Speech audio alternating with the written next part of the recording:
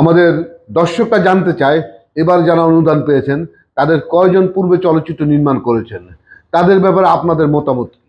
বিগত দিনে যারা অনুদান পেয়েছে সবাইকে তো চিনতাম না, তার মধ্যেও কিছু কিছু লোককে চিনতাম, কিন্তু এইবার যে অনুদানের লিস্ট দেখলাম, নাম দেখলাম, আমি আসলে কাউকেই চিনি না।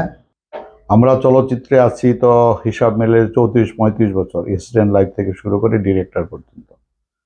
এখানে যারা চলচ্চিত্রে অনুদান পেয়েছেন তাদের কাউকেই আমরা চিনি না, এবং এখানে প্রডিউসারদের নাম দেওয়া হয়েছে, পরিচালককে সত্যি কথা আমি চিনি না।